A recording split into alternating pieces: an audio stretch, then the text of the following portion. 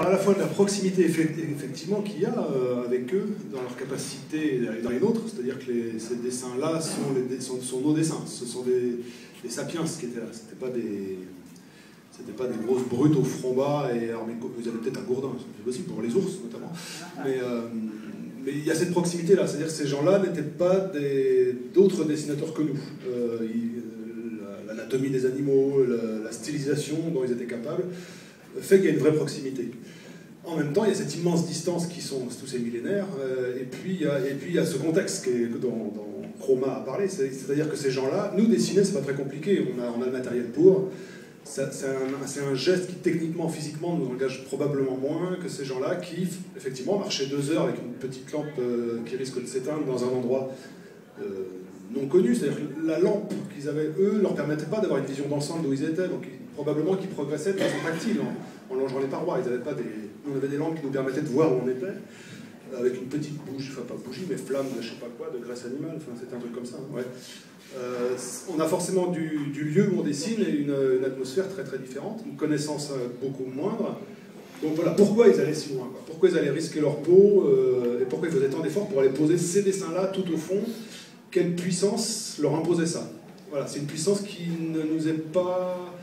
Enfin, qui nous est étrangère, enfin qui, à moi personnellement en tout cas, mais étrangère. C'est-à-dire que cet engagement concret, physique du dessin reste mystérieux pour moi. Voilà. Le bison. Oui. Oui, il y a aussi alors l'extrême proximité, parce que les gestes sont pas si lointains, finalement. Les outils, bon, ça reste du charbon, finalement, c'est pas si loin le support, oui, lui, est plutôt différent pour des dessinateurs de bande dessinée, peut-être pour certains peintres, ça peut être moins dérangeant, mais par contre, il y a aussi l'énorme distance avec ce qui est le choix de ce qui est représenté, la raison qu'ont eu les hommes préhistoriques de représenter des animaux.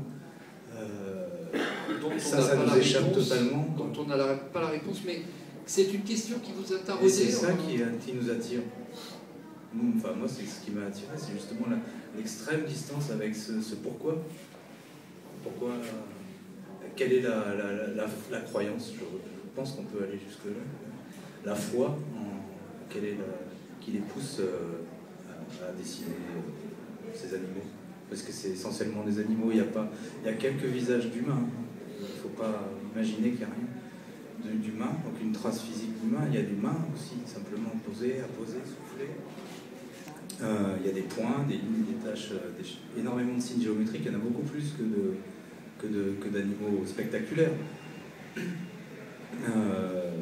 Il n'y a pas de végétaux. Enfin, à ma connaissance, il n'y a pas de dessin de végétaux ni de nature. Donc finalement, c'est la grotte qui est la nature. On peut peut-être supposer ça, mais là, on commence déjà à rentrer dans le champ des suppositions. Et puis l'humain n'a peut-être pas besoin de se représenter puisqu'il est lui-même en tant qu'humain dans la grotte. Et puis on peut commencer à délirer. Et puis alors là, c'est ça qui est fantastique, c'est qu'on ne peut pas se priver d'imaginer. Sans arrêt, on n'arrête pas d'imaginer, de fantasmer. Les guides nous rappelaient sans arrêt à la réalité, en nous ramenant sur Terre, en disant on ne sait pas, je sais rien, on ne peut pas aller jusque-là, je ne sais pas, ne touchez pas, s'il vous plaît, mais monsieur.